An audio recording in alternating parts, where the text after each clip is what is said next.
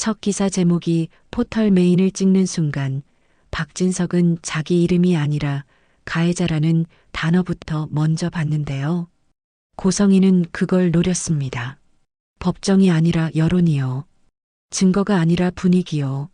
사람들은 사실보다 그럴듯한 이야기에 먼저 흔들리니까요. 고성희는 거울 앞에 섰습니다. 얼굴에 손을 대지 않았습니다. 손끝은 흔들리지도 않았습니다. 그런데도 표정은 완벽하게 깨진 사람처럼 보였어요. 고성희는 자기 표정을 설계할 줄 아는 사람이었습니다. 울음은 배우는 게 아니라 계산하는 거라고 믿는 사람이었고요. 그날 아침 고성희는 비서에게 조용히 말했습니다. 이번엔 내가 맞은 사람이에요. 사람들이 그렇게 믿게 만들어요. 고성희가 담담하게 말했다. 비서는 침을 삼켰습니다. 고성희는 늘 이렇게 말했거든요. 사람들이 믿게 만들라고, 진실이 아니라 믿음을 만들라고. 박진석은 집 거실에서 신문을 펼치지 않았습니다. 태블릿도 들지 않았습니다. 대신 최비서 폰 화면을 가만히 바라봤습니다. 화면 속에는 의처증, 가정폭력, 피해자 호소 같은 단어들이 줄줄이 걸려 있었습니다. 박진석은 화를 내지 않았습니다. 그게 더 무서웠습니다. 박진석이 진짜로 칼을 드는 날은 목소리가 오히려 낮아지니까요. 저 여자, 이제 나를 사람 하나 죽일 놈으로 만들겠다는 거네. 박진석이 씹듯이 말했다. 최비서는 조심스럽게 고개를 끄덕였습니다. 박진석은 손가락으로 화면을 넘겼습니다. 기사 속 사진은 고성희였는데요. 눈가가 붉게 번진 것처럼 보이게 조명까지 맞춘 사진이었습니다. 댓글은 이미 폭발하고 있었습니다. 원래 박진석 저런 인간이었구나라는 말이 올라오고 누군가는 돈 많은 남자들 다 똑같다라고 확신하듯 적었습니다. 박진석은 웃었습니다. 아주 짧게요. 그 웃음이 더 사람을 차갑게 만들었습니다. 정신과 상담 기록? 그것까지 준비했어? 박진석이 비웃듯이 말했다. 최비서는 말끝을 흐렸습니다. 이미 병원 쪽에서 서류가 나갈 거라는 얘기가 돌고 있었거든요. 고성희가 상담 기록을 근거로 남편의 의처증 때문에 공포에 떨었다고 말할 거라는 계획서도 어느 라인에서는 돌아다니고 있었습니다. 박진석은 손바닥을 테이블에 올렸습니다. 쾅 치지 않았습니다. 그냥 올려놨는데 그게 마치 누르는 느낌이었습니다. 병원부터 밟아. 박진석이 낮게 말했다. 같은 시간 고성희는 전화를 돌리고 있었습니다. 언론사, 방송국, 유튜브 채널, 그리고 피해자 지원 단체까지요. 고성희는 목소리를 아주 조심스럽게 낮췄습니다. 너무 또렷하면 연기처럼 들리니까요. 조금 숨이 찬 척, 조금 떨리는 척, 딱 그 정도였습니다. 제가 더는 못 참겠어요. 그 사람 제 정신을 먼저 죽였어요. 고성희가 울먹이듯이 말했다. 상대방은 위로하는 척하면서도 속으로는 계산했겠죠. 조회수, 파장, 이름값. 고성희는 그걸 알았습니다. 그래서 더 정확히 던졌습니다. 정신과 기록이라는 단어를요. 사람들은 그 단어를 들으면 반박할 생각부터 접습니다. 의사가 쓴 기록이라는 말은 너무 강하니까요. 고성희는 통화를 끊고 잠깐 눈을 감았습니다. 그리고 곧바로 다음 사람에게 전화를 걸었습니다. 이번엔 병원이었습니다. 심지어 정신과가 아니라 기록이 흘러나올 수 있는 그 라인이었습니다. 원장님, 제가 부탁드린 거 오늘 안에 준비돼야 해요. 고성희가 공손하게 말했다. 수화기 너머에서는 알겠습니다라는 기계적인 답이 들렸습니다. 병원은 입을 다물었습니다. 항상 그래요. 병원은 사람을 살리기도 하지만 돈 앞에서는 입이 아주 단단해지기도 합니다. 고성희는 통화를 끊고 비서에게 말했습니다. 박진석은 분명히 병원부터 물 거예요. 병원은 입 열면 끝이에요. 그러니까 더 단단히 묶어둬요. 고성이가 차갑게 말했다. 비서는 고개를 끄덕였습니다. 그리고 그 다음 단추가 움직였습니다. 바로 한우진이었습니다. 한우진은 병원에서 막 퇴원한 몸이었습니다. 간이식 이후 회복은 했지만 마음 회복은 한참 멀었는데요. 한우진은 고성이 얼굴만 떠올리면 속이 뒤집혔습니다. 자신이 살려고 누군가의 삶을 흔들었다는 죄책감이 아직도 목을 조였고요. 그런데 고성이는 그 죄책감을 이용하는데 천재였습니다. 고성이는 집으로 돌아온 우진을 앉혀놓고 말했습니다. 우진아, 내가 나를 살려야 해. 고성이가 부드럽게 말했다. 한우진은 고개를 들지 않았습니다. 또 시작이구나. 그 생각이 먼저 들었는데요. 한우진에게 고성이는 엄마가 아니라 평생 자신을 조종해온 손이었습니다. 따뜻한 손이 아니라 목줄을 잡는 손이요. 뭘 또 하려고. 한우진이 지친 듯이 말했다. 고성이는 웃었습니다. 상처받은 사람처럼 웃었습니다. 그 연기가 너무 자연스러워서 더 끔찍했습니다. 인터뷰 하나만 해. 내가 말해주면 사람들은 믿어. 박진석이 너를 미국으로 쫓아냈다. 병을 방치했다. 그걸 내 입으로 말해. 고성이가 차분하게 말했다. 한우진의 손이 떨렸습니다. 그 말은 거짓이었습니다. 박진석이 자신을 쫓아낸 적도 병을 방치한 적도 없었습니다. 박진석은 아예 자기 존재에 크게 관여하지 않았습니다. 무관심이었죠. 그런데 고성이는 그 무관심을 학대로 바꿔 말하려고 했습니다. 한우진은 숨을 길게 내쉬었습니다. 그 사람은 그냥 나한테 관심이 없었어. 그걸 폭력으로 만들면 그건 내가 폭력 만드는 거잖아. 한우진이 낮게 말했다. 고성이의 눈빛이 아주 잠깐 변했습니다. 딱 1초였는데요.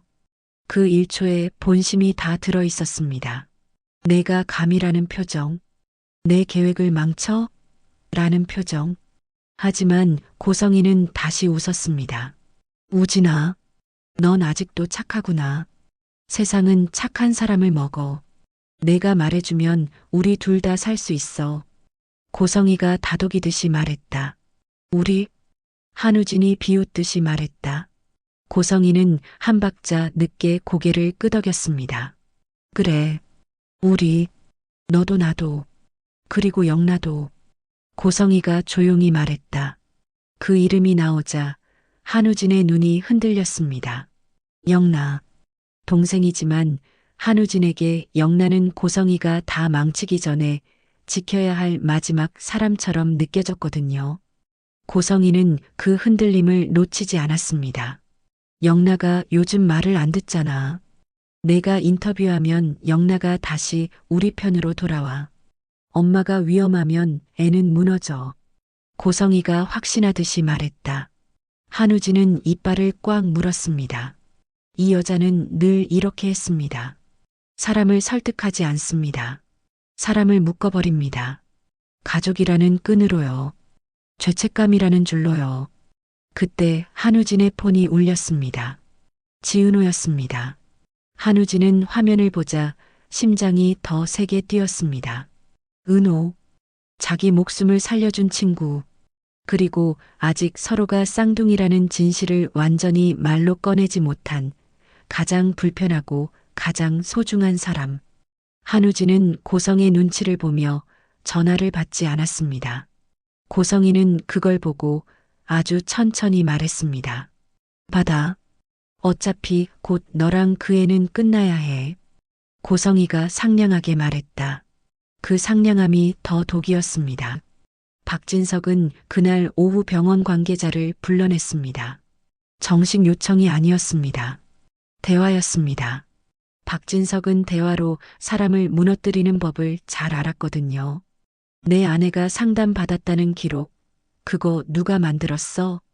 박진석이 단도직입적으로 말했다. 병원 측 사람은 웃지도 못했습니다. 아니, 웃으려다 실패한 얼굴이었어요. 인간은 겁먹으면 표정이 먼저 망가지니까요. 회장님, 저희는 환자 개인정보라. 병원 측 사람이 조심스럽게 말했다. 박진석은 고개를 끄덕였습니다. 그 끄덕임이 알겠다가 아니라 확인했다였는데요. 개인정보라서 못 준다. 그래. 근데 조작은 개인정보냐? 박진석이 서늘하게 말했다. 병원 측 사람의 눈동자가 흔들렸습니다. 박진석은 그 흔들림을 보고 확신했습니다. 기록은 진짜가 아니라 만든 거라는 걸요. 하지만 문제는 여기서부터였습니다. 병원은 겁을 먹었는데도 입을 열지 않았습니다. 그건 겁의 방향이 박진석이 아니라 고성의 쪽이라는 뜻이기도 했거든요. 박진석은 자리에서 일어나며 마지막으로 말했습니다. 난 증거 없으면 사람 안 죽여. 근데 증거 생기면 그땐 사람도 안 남겨. 박진석이 조용히 말했다. 병원 측 사람은 그 말에 굳었습니다. 그리고 박진석이 나간 뒤 그 사람은 고성이에게 바로 전화를 걸었을 겁니다. 회장님이 움직인다고요. 박성재는 집에서 그 소식을 들었습니다. 아니, 소식이라기보다 기운을 느꼈습니다. 집안 공기가 무거워지면 성재는 본능적으로 알았거든요. 고성이가 또 판을 벌였다는 걸요. 박성재는 고성이 앞에서 늘 어머니라고 불렀습니다. 그 호칭은 예의이기도 했지만 동시에 거리두기였습니다. 엄마라고 부르는 순간 마음이 붙어버릴까 봐요. 박성재는 고성이를 마주보고 말했습니다. 어머니, 인터뷰까지 가는 건 너무 큰일 아닙니까? 박성재가 조심스럽게 말했다. 고성이는 소파에 앉아 다리를 꼬았습니다. 성재를 올려다보지도 않았습니다. 너는 조용히 있어. 내 아버지 편 들어주는 척만 해. 고성이가 무심하게 말했다. 박성재는 속이 뒤집혔습니다. 아버지 편 들어주는 척. 고성이에게 가족은 척으로만 존재했습니다. 어머니가 지금 하시는 건 아버지 인생을 완전히 끝내는 겁니다. 박성재가 눌러 담듯이 말했다. 고성이는 그제야 눈을 들어 성재를 봤습니다. 그 눈이 너무 차가워서 성재는 잠깐 숨이 막혔습니다. 끝내야지.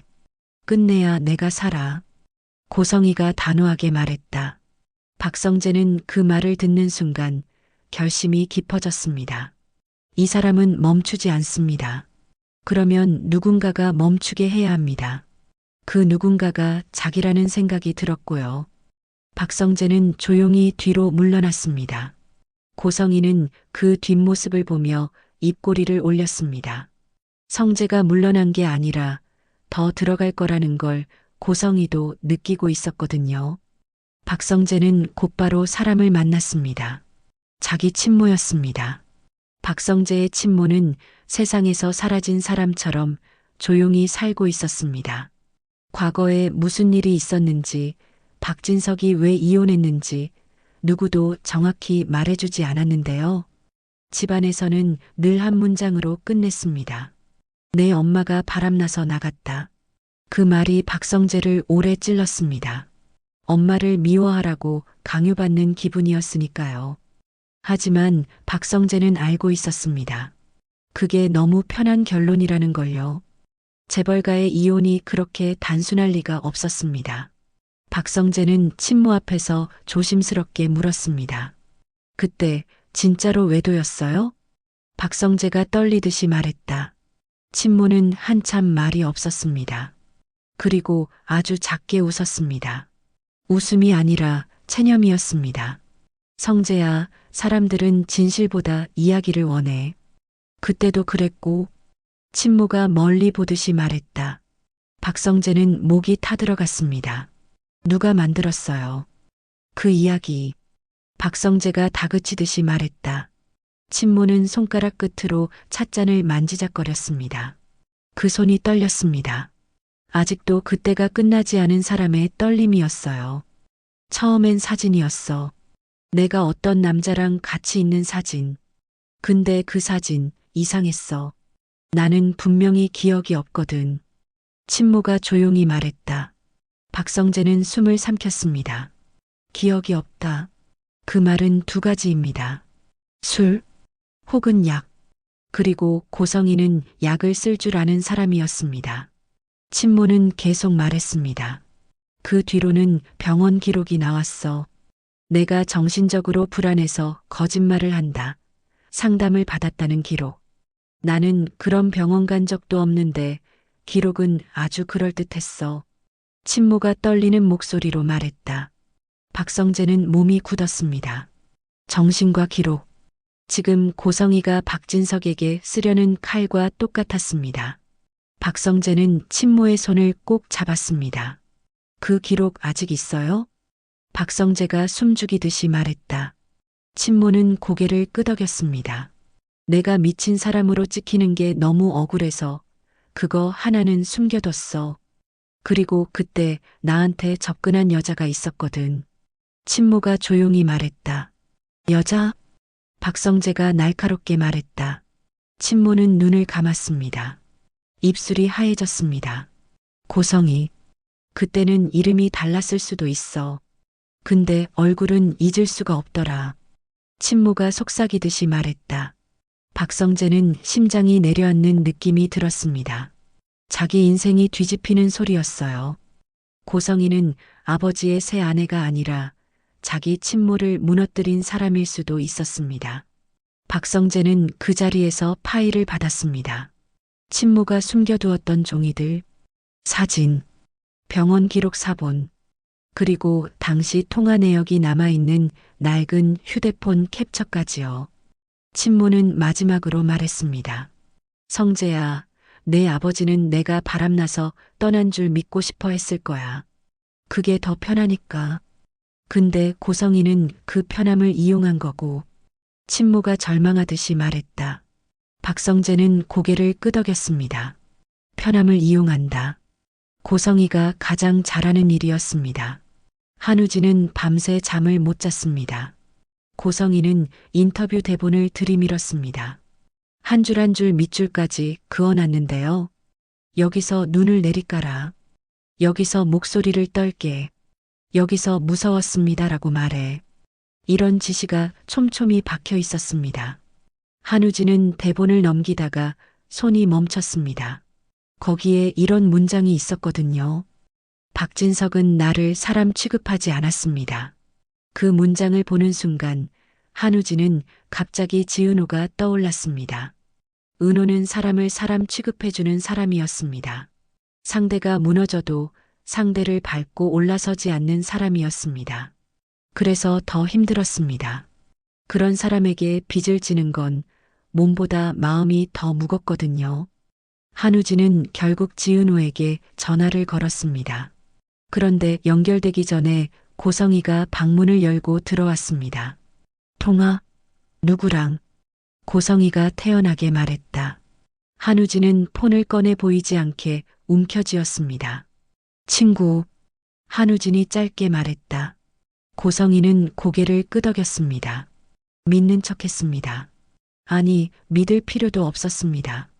고성이는 원래 상대의 진실엔 관심이 없고 자기 통제만 중요하니까요. 오늘 인터뷰 끝나면 너한테 필요한 건 다 해줄게. 돈도 자리도 내가 원하는 거. 고성이가 부드럽게 말했다. 한우진은 웃지도 않았습니다. 내가 원하는 건 하나야. 너한테서 벗어나는 거. 한우진이 차갑게 말했다. 고성이는 표정이 잠깐 굳었습니다. 그리고 바로 다시 부드럽게 풀렸습니다. 그게 고성이의 무서움이었습니다. 감정을 접고 펴는 속도가 너무 빨라요. 그래서 상대는 타이밍을 못 잡습니다. 그럼 더더욱 인터뷰해야지. 박진석이 무너지면 너는 자유로워져. 고성이가 설득하듯이 말했다. 한우진은 그 말을 듣는 순간 확신했습니다. 고성이는 자유를 주는 사람이 아니라 자유라는 단어로 사람을 묶는 사람입니다. 한우진은 대본을 들고 고개를 끄덕였습니다. 알겠어. 할게. 한우진이 무표정하게 말했다. 고성이의 입꼬리가 올라갔습니다. 그 미소가 너무 만족스러워서 한우진은 속이 더 메스꺼웠습니다. 하지만 한우진은 마음속으로 다른 문장을 썼습니다. 고성이가 준 대본이 아니라 자기 대본이요. 나는 오늘 이 여자를 끝낸다. 박진석은 인터뷰 소식을 듣고도 움직이지 않았습니다. 움직이는 건 박성재였습니다. 박성재는 밤에 박진석을 찾아갔습니다. 아버지 앞에서 서류를 꺼내는 순간 손이 아주 조금 떨렸습니다. 이건 단순한 폭로가 아니라 아버지의 인생을 다시 찢는 일이었으니까요. 박진석은 성재를 보며 말했습니다. 왜 왔어? 박진석이 무뚝뚝하게 말했다. 박성재는 숨을 고르고 서류를 내밀었습니다.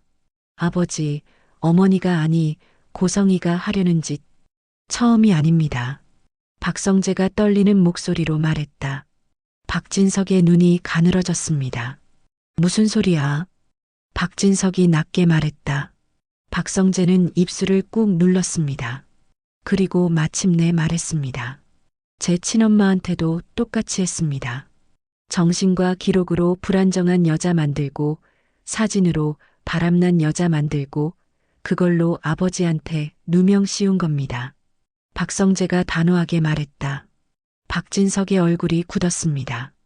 그 굳음이 분노인지 충격인지 아직 구분이 안 됐습니다. 사람은 자기 인생의 기둥이 흔들리면 감정이 아니라 먼저 멍해지거든요. 박진석은 서류를 받지 않았습니다. 대신 박성재를 똑바로 봤습니다. 그거 내가 무슨 말하는지 알아? 박진석이 경고하듯이 말했다. 박성재는 눈을 피하지 않았습니다. 알아야 합니다. 지금도 똑같이 당하고 계시잖아요. 박성재가 낮게 말했다. 박진석은 그제야 서류를 받아들었습니다. 서류 위에 적힌 병원명, 기록 형식, 날짜들. 박진석은 눈으로 읽었는데요. 읽는 속도가 점점 느려졌습니다. 그건 이해가 늦어서가 아니라 인정하기 싫어서였습니다. 박진석은 마지막 장에서 손이 멈췄습니다. 거기엔 상담 기록 작성자 이름이 있었고 그 작성자가 지금 고성희의 상담 기록을 만들었다는 병원 라인과 이어져 있었습니다. 정확히 같은 이름은 아니어도 같은 조직의 흔적이 보였습니다. 아주 지독하게요. 박진석은 서류를 탁자에 내려놨습니다. 탁 소리가 났는데요. 그 소리가 마치 결심이 떨어지는 소리처럼 들렸습니다. 고성이 이게 사실이면 넌 내 아들이 아니라도 오늘 여기서 칭찬받을 일했다. 박진석이 이를 악물고 말했다. 박성재는 가슴이 아팠습니다. 칭찬받고 싶어서 온 게 아니었습니다. 그냥 더 이상 누군가가 미친 사람으로 찍혀서 인생이 망가지는 걸 두고 볼 수 없었어요. 자기 엄마도 자기 아버지도요. 박진석은 최비서를 불렀습니다. 인터뷰 장소 어디야? 박진석이 단호하게 말했다. 최비서는 바로 답했습니다. 박진석은 고개를 끄덕였습니다. 가자. 박진석이 짧게 말했다. 인터뷰 당일 스튜디오 대기실은 지나치게 밝았습니다. 밝음이 사람을 안심시키는 게 아니라 오히려 사람을 더 벌거벗기는 느낌이었어요. 고성희는 거울을 보며 마지막으로 자신의 표정을 다듬었습니다. 피해자의 얼굴은 너무 깔끔하면 안 됩니다. 그래서 고성희는 일부러 머리카락을 한 올 흘렸습니다. 그 한 올이 흔들림처럼 보이게요. 한우진은 옆 의자에 앉아 있었습니다.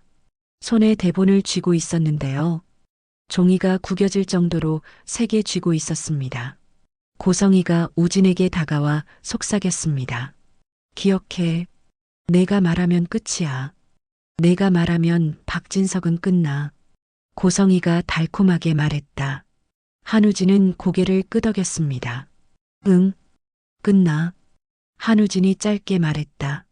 고성희는 그 대답을 자기 편한 대로 해석했습니다. 한우진이 순순히 대본대로 갈 거라고 믿었죠. 하지만 한우진의 눈은 달랐습니다. 그 눈은 순종이 아니라 결심이었습니다. 누군가를 살리기 위해 거짓을 말하는 게 아니라 누군가를 끝내기 위해 진실을 말하겠다는 눈이었어요. 그때 진행자가 들어왔습니다. 마이크를 챙겨주며 웃었습니다. 세상 친절한 얼굴이었는데요. 그 친절이 사실은 칼날이기도 합니다. 방송은 언제나 사람의 약한 부분을 먹고 살거든요.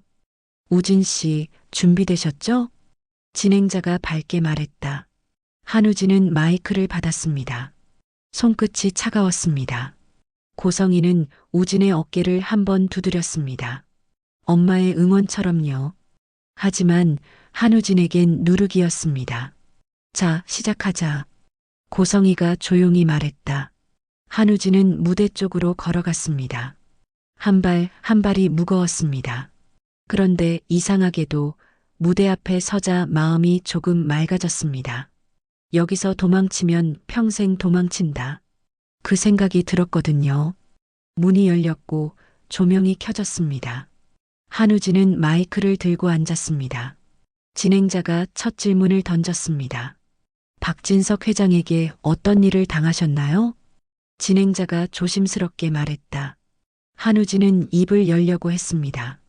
그리고 멈췄습니다. 고성이가 준비해준 첫 문장이 머릿속에서 떠올랐는데요. 동시에 박성재가 아버지에게 내밀었던 서류들이 떠올랐습니다. 정신과 기록 조작, 누명, 조작된 사진, 그 단어들이 목구멍에서 올라왔습니다. 한우진은 마이크를 더 꽉 잡았습니다. 지금 이 한 문장이 누군가의 인생을 죽일 수도 살릴 수도 있습니다. 그 순간 대기실 쪽 문이 열리며 누군가 급하게 들어오는 소리가 났습니다. 사람들이 웅성거렸습니다. 고성이의 얼굴이 아주 미세하게 흔들렸습니다. 마치 자신이 통제하지 못하는 변수가 들어온 것처럼요. 한우진은 그 웅성거림을 들으며 속으로 생각했습니다. 왔다. 이제 진짜 시작이다. 그리고 한우진은 마침내 입을 열었습니다. 하지만 그 첫 문장은 고성의 대본이 아니었습니다.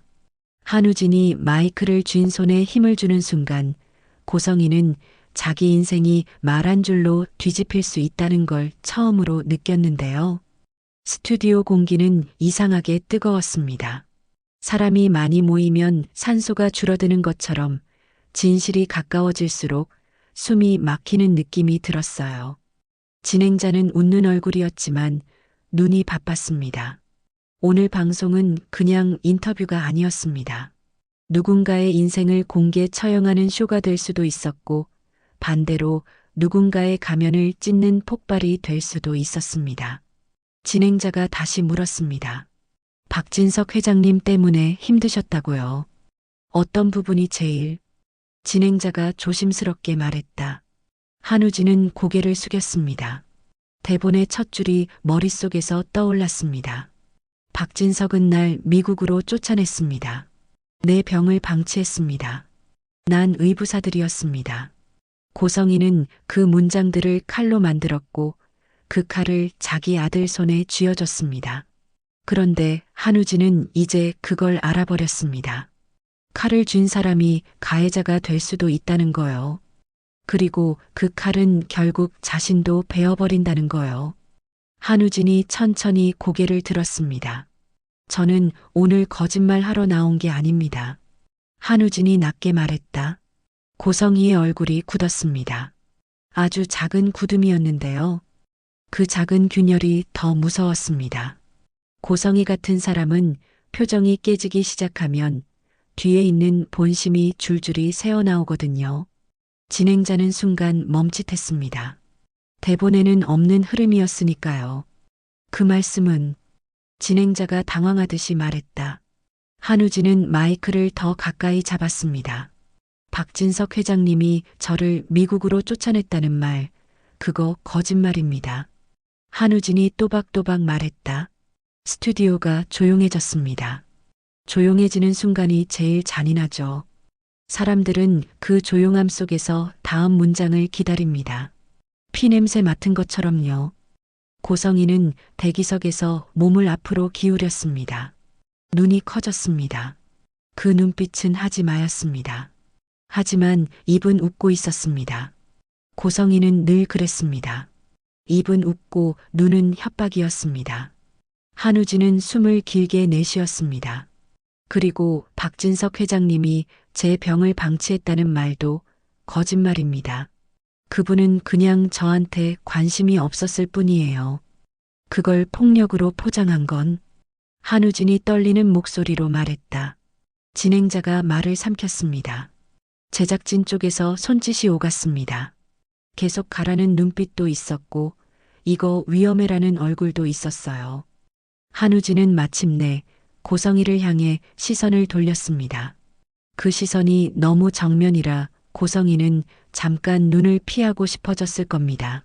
하지만 고성이는 눈을 피하면 진다고 믿는 사람이었습니다. 한우진이 말했습니다. 이 모든 건 저희 어머니가 꾸민 일입니다. 한우진이 단호하게 말했다. 순간 공기가 깨졌습니다. 사람이 깨진 게 아니라 분위기가요. 진행자의 얼굴이 굳었고 고성이의 입꼬리가 내려갔습니다.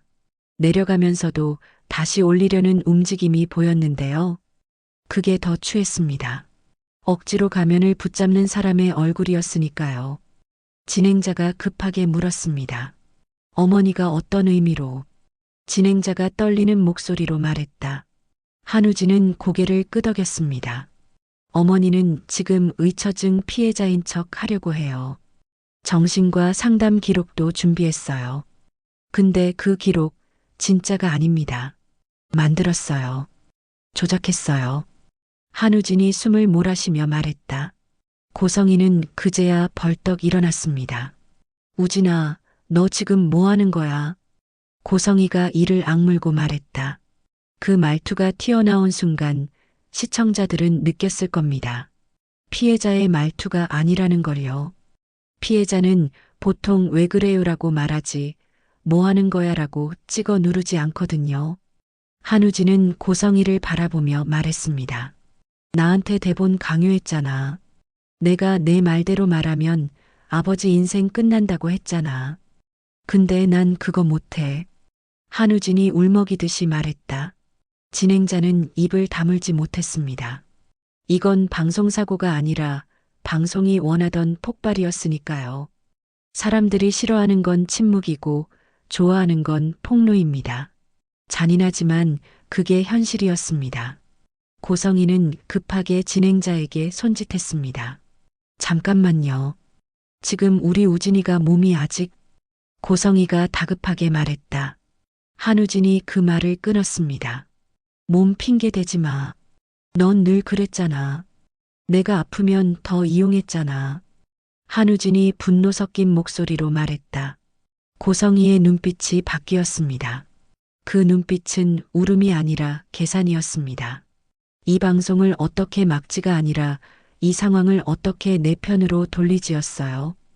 고성이가 갑자기 손으로 가슴을 눌렀습니다. 나도 무서웠어. 너희 아버지가. 고성이가 떨리는 척 말했다.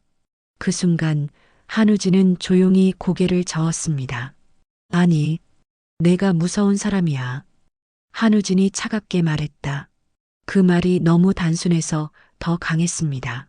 복잡한 설명보다 단 한 줄이 사람을 찢는 때가 있거든요. 대기실 문이 다시 열렸습니다. 아까부터 들리던 웅성거림의 정체가 드러났는데요. 박진석이 들어왔습니다. 박성재도 함께였습니다. 박진석은 방송을 막으러 온 게 아니었습니다. 박진석은 끝내러 온 사람이었습니다. 그 표정이 말해줬어요. 진행자가 자리에서 일어나며 어색하게 웃었습니다. 회장님 이건... 진행자가 당황하듯이 말했다. 박진석은 진행자를 보지 않았습니다. 시선은 오직 고성이에게 꽂혀 있었습니다. 고성이. 박진석이 낮게 말했다. 고성이는 입술을 떨었습니다. 드디어 올 게 왔다는 얼굴이었습니다. 그런데도 고성이는 마지막까지 연기를 놓지 않으려 했습니다. 여보 당신이 왜 여기에? 고성이가 울먹이며 말했다. 박진석이 웃었습니다. 그 웃음은 따뜻하지 않았습니다. 여보, 이제 와서? 박진석이 비웃듯이 말했다. 고성이의 눈이 흔들렸습니다. 박진석이 평소처럼 소리치지 않는 게 더 무서웠을 겁니다. 박진석은 큰 소리로 화내는 사람이 아니라 조용히 끝내는 사람이니까요. 박성재가 앞으로 나섰습니다. 성재는 고성희를 보면서도 호칭을 바꾸지 않았습니다. 마지막까지 예의를 지키는 게 아니라 선을 긋는 거였습니다. 어머니, 그만하세요. 박성재가 단호하게 말했다. 고성희는 성재를 노려보며 말했습니다. 너까지 이러면 너도 다쳐. 고성희가 경고하듯이 말했다. 박성재는 눈을 피하지 않았습니다. 저는 이미 많이 다쳤습니다. 제 친엄마도요. 박성재가 떨리지만 또렷하게 말했다. 그 말에 박진석의 눈이 찢어졌습니다. 박진석은 친엄마라는 단어가 싫었습니다. 그 단어는 자기가 묻어버린 과거를 다시 꺼내는 단어니까요. 박성재는 서류 봉투를 꺼냈습니다. 그리고 박진석에게 건넸습니다. 아버지, 어머니가 예전에 제 친엄마한테도 똑같이 했습니다. 조작된 사진, 조작된 정신과 기록, 그리고 불안정한 여자라는 프레임. 그걸로 이혼 만들었습니다. 박성재가 숨을 몰아쉬며 말했다. 박진석은 봉투를 받았습니다. 손이 아주 미세하게 떨렸습니다. 박진석 같은 사람도 흔들리는 순간이 있더라고요. 자기 인생이 누군가의 조작 위에 세워졌다는 걸 마주하는 순간에는요. 고성희가 급하게 웃었습니다. 웃음이 아니라 비명에 가까웠습니다. 그거 다 거짓말이에요. 성재가 아버지한테 잘 보이려고. 고성희가 다급하게 말했다. 박진석이 고성희를 향해 한 발 다가갔습니다. 내 앞에서 거짓말이라는 단어를 입에 올려? 박진석이 서늘하게 말했다. 고성희가 움찔했습니다. 그 움찔이 너무 솔직해서 시청자들도 눈치챘을 겁니다. 피해자가 아니라 걸린 사람이라는 걸요. 진행자는 이 상황이 방송으로 나가고 있다는 걸 알면서도 멈추지 못했습니다. 멈추면 더 큰 불씨가 됩니다. 그리고 솔직히 멈추고 싶지도 않았을 겁니다. 이건 방송이 평생 먹고 살 장면이니까요. 한우진은 고개를 숙였습니다.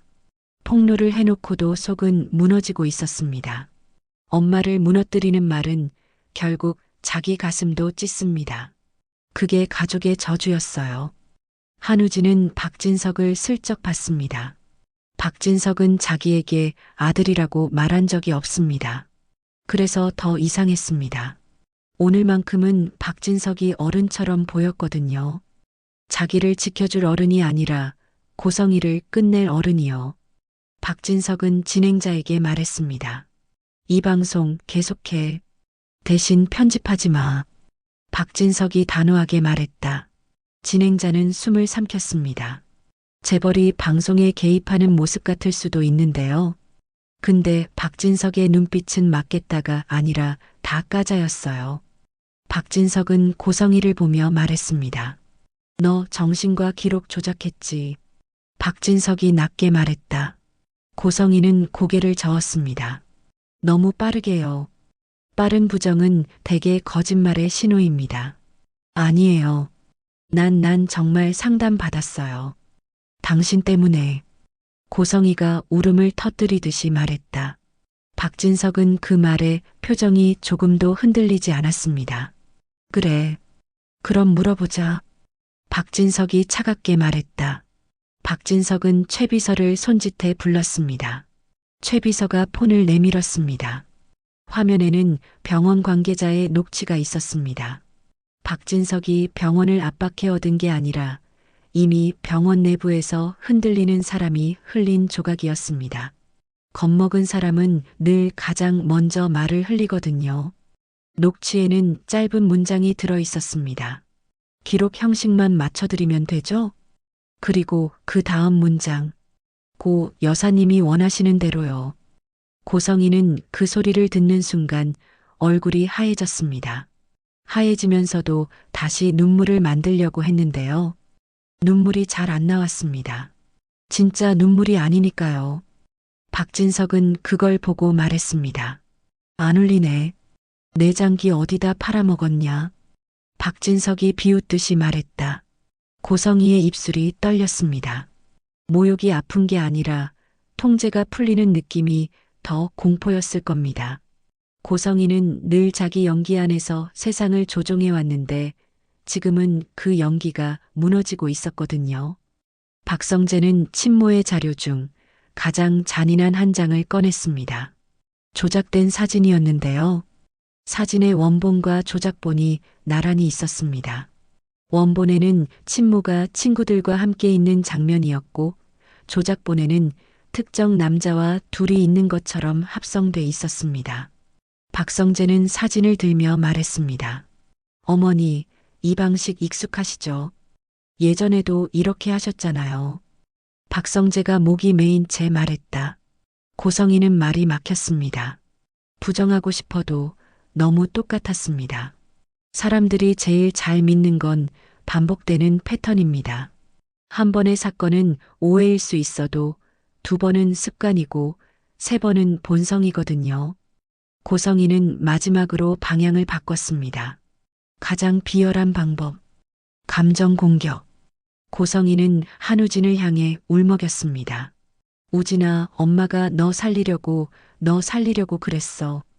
고성이가 떨리는 목소리로 말했다. 그 말은 한우진에게 약이었습니다. 동시에 독이었습니다. 한우진은 흔들렸습니다. 그 흔들림이 그대로 얼굴에 드러났습니다.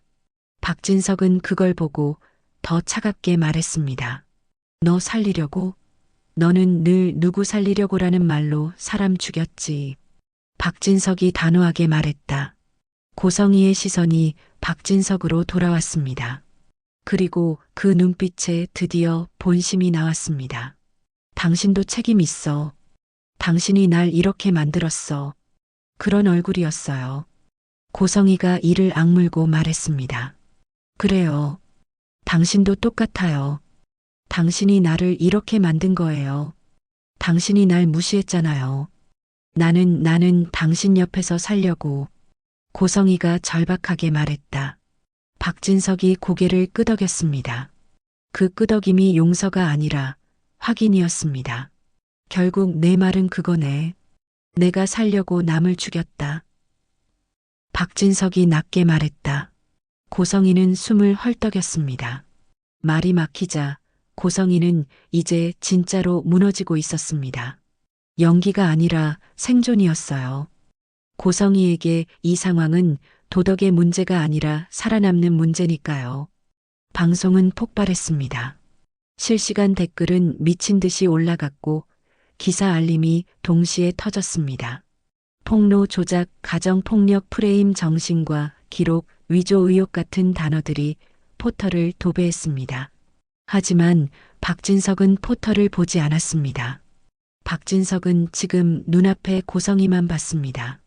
자기 인생의 가장 큰 오류, 자기 집에 들인 가장 독한 독. 박진석은 진행자에게 말했습니다. 여기서 끝내. 더는 방송용으로 사람들 입에 올리지 마. 박진석이 짧게 말했다. 진행자가 고개를 끄덕였습니다. 방송은 곧 끊겼습니다. 하지만 끊겼다고 끝난 게 아니었습니다. 오히려 지금부터가 시작이었어요. 인터넷은 끊김이 없으니까요. 스튜디오에서 나오자 고성이는 다리가 풀렸습니다. 그 다리 풀림은 충격이라기보다 연기할 필요가 없어져서 생기는 허무였을 겁니다. 사람은 가면이 벗겨지면 얼굴보다 먼저 다리가 무너집니다. 고성이는 박진석을 붙잡으려 했습니다. 여보 아니, 진석 씨 제발. 고성이가 울먹이며 말했다. 박진석은 손을 뿌리치지 않았습니다. 그게 더 잔인했습니다. 뿌리치면 아직 감정이 남아있다는 뜻인데 박진석은 감정을 쓰지 않았습니다. 고성이를 사람이 아니라 결정으로 봤습니다. 박진석이 말했습니다. 너 무릎 꿇어. 박진석이 조용히 말했다. 고성이의 눈이 커졌습니다. 그 말이 단순한 명령이 아니라 판결처럼 들렸습니다. 고성이는 떨리는 손으로 치마를 잡고 천천히 무릎을 꿇었습니다. 자존심이 아니라 생존이었습니다. 고성이는 자존심 따위로 살아온 사람이 아니니까요. 살아남기 위해 어떤 모양이든 했습니다. 고성이는 박진석을 올려다보며 말했습니다. 제가 잘못했어요. 진짜로 다 제가 잘못했어요. 한 번만 용서해 주세요. 고성이가 흐느끼듯이 말했다. 박성재는 그 장면을 보며 숨이 막혔습니다. 자기 친엄마가 떠올랐습니다. 그때도 누군가가 이렇게 무릎을 꿇게 만들었을까요? 무릎을 꿇은 사람이 죄인이 아니라 누명을 쓴 사람인데도요. 한우진은 손을 꽉 쥐었습니다. 엄마가 무너지는 걸 보고도 시원하지 않았습니다. 왜냐하면 한우진은 알고 있었거든요. 고성이는 무릎을 꿇는 순간에도 계산합니다. 여기서 울면 살까, 여기서 죽은 척하면 살까, 이런 계산을요. 박진석은 고성이를 내려다보며 말했습니다. 내 인생에서 가장 큰 실수는 너를 만난 것. 박진석이 차갑게 말했다. 고성이의 얼굴이 일그러졌습니다. 울음이 더 이상 예쁘게 나오지 않았습니다. 그게 진짜 패배였습니다. 고성이가 가장 무서워하는 건 돈을 잃는 게 아니라 아무도 자기 연기를 믿지 않는 것이니까요. 박진석은 돌아섰습니다. 단 한 번도 뒤를 돌아보지 않았습니다. 그 뒤돌아보지 않음이 고성이에게는 사형 선고였을 겁니다. 하지만 끝이 아니었습니다. 고성이는 무너진 척하면서도 마지막 손패를 숨기고 있었습니다. 그 사람은 늘 그래요. 하나를 잃으면 하나를 더 꺼냅니다. 그래서 지금 이 순간도 진짜로 끝났다고 믿으면 안 됩니다. 고성이는 바닥에 무릎 꿇은 채로 아주 작은 목소리로 말했습니다. 진석 씨, 나 혼자 무너지는 거 아니야. 고성이가 웃음 섞인 목소리로 말했다. 박진석의 걸음이 멈췄습니다. 딱 한 박자요. 박진석은 돌아보지 않았지만 그 멈춤은 들켰습니다. 고성이는 그 한 박자를 먹고 사는 사람이니까요. 박성재가 고성이를 내려다보며 말했습니다. 어머니, 더는 못하십니다. 박성재가 떨리는 목소리로 말했다. 고성이는 성재를 올려다봤습니다. 눈빛이 서늘했습니다. 성재야, 너 내가 지키는 사람들 지킬 수 있을 것 같아? 고성이가 속삭이듯이 말했다. 그 말은 협박이었습니다. 고성이는 패배하는 순간에도 상대의 발목을 잡습니다. 그게 고성이의 본능이었어요. 박성재는 몸이 굳었습니다. 이수빈이 떠올랐습니다. 고성이가 이미 수빈 뒷조사까지 했다는 걸 성재는 알고 있었습니다. 혹시 수빈까지 건드리면? 그 생각이 목구멍을 조였습니다. 한우진도 순간 얼어붙었습니다. 박영라가 떠올랐습니다. 영란은 지금도 고성의 소나기에서 완전히 빠져나온 게 아니었고 고성이는 영란을 마지막 인질로 쓸 수 있는 사람이었거든요. 박진석은 멈춘 발을 다시 움직였습니다. 그리고 그제야 아주 낮게 말했습니다. 내가 뭘 숨겼든 이제는 내가 찾는다. 박진석이 이를 악물고 말했다. 그 말은 복수도 아니고 경고도 아니었습니다. 그냥 선언이었습니다. 박진석은 이제 여론이 아니라 법과 돈과 사람으로 고성이를 끝내려 할 겁니다. 그건 고성이가 가장 무서워하는 전쟁입니다. 고성이는 감정으로 사람을 조종했지만 박진석은 시스템으로 사람을 누르는 사람이니까요. 한우진은 스튜디오 밖으로 나오자마자 숨이 꺼질 것 같았습니다. 폭로는 통쾌하지 않았습니다. 통쾌함보다 먼저 찾아오는 건 공허였어요. 가족을 폭로한 사람에게 남는 건 박수보다 침묵이더라고요. 한우진의 폰이 다시 울렸습니다. 지은호였습니다. 한우진은 전화를 받았습니다. 은호야. 한우진이 힘없이 말했다. 지은호 목소리는 조용했는데요. 그 조용함이 더 흔들렸습니다. 너 괜찮아? 지은호가 숨을 삼키며 말했다. 한우진은 잠깐 말을 못했습니다. 괜찮냐는 말은 쉽지만 대답은 어렵습니다. 괜찮지 않은데 괜찮다고 하면 또 거짓말이고 괜찮지 않다고 하면 상대 마음까지 무너뜨리니까요. 한우진이 겨우 말했습니다. 나 무서웠어. 근데 안 하면 더 무서울 것 같았어. 한우진이 떨리는 목소리로 말했다. 지은호는 잠깐 숨을 멈추는 소리가 들렸습니다. 그리고 말했습니다. 잘했어. 너 혼자 다 짊어지지 마. 이제부터는 같이 가. 지은호가 다정하게 말했다. 한우진은 그 말에 눈이 뜨거워졌습니다. 고성이의 우리는 목줄이었는데요. 지은호의 가치는 손이었습니다. 잡아주는 손요. 한우진은 아주 작게 웃었습니다. 응, 같이 가자. 한우진이 작게 말했다. 그 순간 한우진은 마음속으로 또 하나를 결심했을 겁니다. 고성이를 무너뜨리는 게 끝이 아니라 고성이가 만든 잔해 속에서 자기 삶을 다시 세우는 게 진짜 싸움이라는 걸요. 박성재는 집으로 돌아가지 않았습니다. 그날 밤 박성재는 이수빈을 만나러 갔습니다. 수빈은 이미 뉴스를 봤을 겁니다. 그리고 박성재라는 이름이 댓글 속에서 어떤 방식으로 씹히고 있는지도 봤겠죠. 재벌과 싸움에서 제일 먼저 다치는 건 늘 주변 사람입니다. 특히 사랑하는 사람요. 수빈이 성재를 보자마자 말했습니다. 오빠 아니 성재야. 너 얼굴 왜 그래? 이수빈이 놀란 듯이 말했다. 박성재는 수빈을 꼭 안지 못했습니다. 앉는 순간 더 깊이 끌어들이는 기분이 들었거든요. 수빈을 지키려면 거리를 둬야 하는데 마음은 반대로 가고 있었습니다. 박성재가 말했습니다. 수빈아, 나 큰일을 했어. 박성재가 목이 메인 채 말했다. 수빈은 눈을 크게 떴습니다. 큰일? 무슨 큰일? 이수빈이 불안하게 말했다. 박성재는 망설이다가 말했습니다. 고성이가 우리 집을, 우리 사람을 다 망가뜨렸어. 나 오늘 그거 터뜨렸어. 박성재가 떨리듯이 말했다. 수빈의 얼굴이 하얘졌습니다. 수빈은 욕심이 많고 계산적인 사람처럼 보여도 사랑 앞에서는 겁이 많습니다. 나한테 손해냐 이득이냐가 아니라 내가 버려지나 같은 공포가 먼저 오거든요. 수빈은 조용히 말했습니다. 그럼 이제 너 더 위험해지는 거 아니야? 이수빈이 떨리는 목소리로 말했다. 박성재는 고개를 끄덕였습니다. 응, 더 위험해질 거야.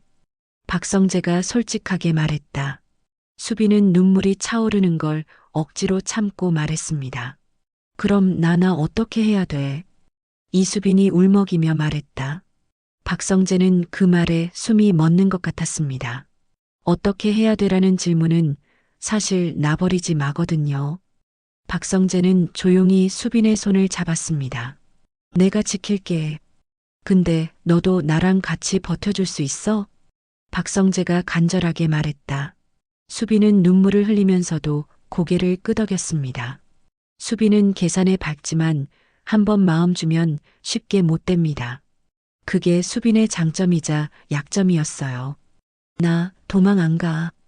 이수빈이 이를 악물고 말했다. 박성재는 그 말에 잠깐 웃었습니다. 웃으면서도 속이 아팠습니다. 수빈이 도망 안 가겠다고 말하는 이 상황 자체가 이미 둘이 너무 깊이 들어왔다는 뜻이니까요.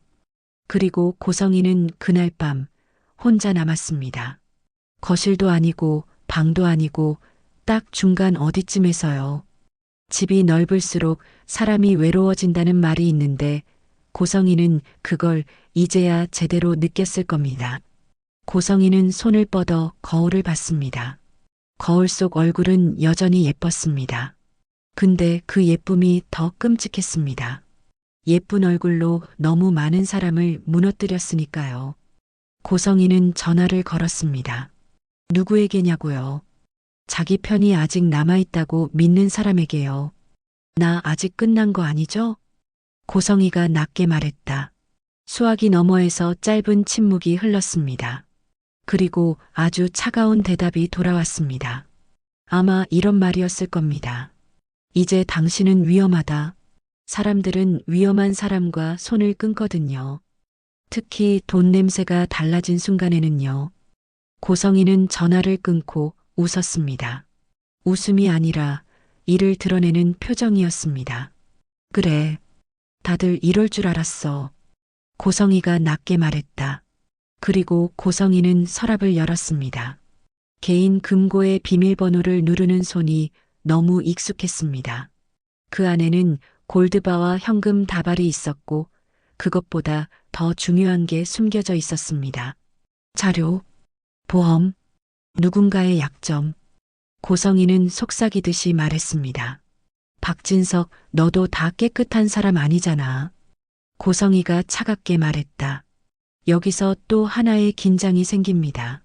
박진석은 고성이를 끝내려 하지만 고성이는 같이 죽자는 카드가 남아 있습니다. 그 카드가 무엇인지는 아직 드러나지 않았습니다. 일부러요. 지금 다 풀어버리면 다음 회가 없잖아요. 다만 확실한 건 하나입니다. 고성이는 무릎 꿇고 울던 그 얼굴로 끝날 사람이 아니라는 거요. 고성이는 끝나기 직전이 가장 위험한 사람입니다. 다음 날 박진석은 조용히 움직이기 시작합니다. 법무팀, 홍보팀, 그리고 오래된 측근들. 박진석은 한번 칼을 빼면 감정으로 휘두르지 않습니다. 정확하게 자르고 봉합합니다. 다시는 피가 새지 않게요. 박진석은 최 비서에게 말합니다. 병원부터 그 라인 다 묶어. 그리고 고성의 금고 어디 있는지 찾아. 박진석이 낮게 말했다. 최 비서는 바로 움직입니다. 근데요, 여기서 또 불안이 생깁니다. 고성이는 이미 자기가 위험해졌다는 걸 알았고, 그러면 금고도 움직였을 가능성이 큽니다. 고성이는 항상 한 발 빠른 사람이니까요. 박성재는 아버지에게 말합니다. 아버지, 어머니 아니, 고성이는 끝까지 갑니다. 사람을 건드릴 겁니다. 박성재가 조심스럽게 말했다. 박진석은 대답 대신 아주 짧게 말합니다. 그럼 내가 먼저 건드린다. 박진석이 단호하게 말했다. 이 말이 무슨 뜻일까요? 고성이는 사람을 이미지로 죽였고 박진석은 사람을 현실로 죽일 겁니다. 고성이가 언론을 쓰면 박진석은 회사와 돈을 씁니다. 그 전쟁은 이제부터가 진짜입니다. 한우진은 병원으로 돌아갔습니다. 몸 때문에가 아니라 마음 때문에요. 사람이 큰 폭로를 하고 나면 멀쩡한 장소로는 못 돌아갑니다. 너무 큰일을 해버렸으니까요.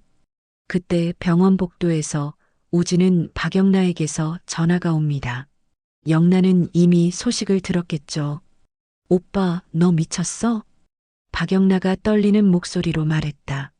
한우진은 잠깐 웃음이 나왔습니다. 욕처럼 들리지만 그 말은 사실 살아있냐는 말이거든요. 응, 미쳤지. 근데 안 미치면 우리 평생 그렇게 살아. 한우진이 한숨 섞어 말했다. 영나는 말이 막혔습니다. 영나는 엄마를 사랑하고 싶은 마음과 엄마가 무서운 마음이 같이 있는 아이입니다. 그 둘이 싸우는 동안 영나는 늘 혼자였어요. 영나가 작은 목소리로 말했습니다. 나 무서워. 박영나가 울먹이며 말했다. 한우진은 그 말에 가슴이 조여왔습니다. 나도 무서워.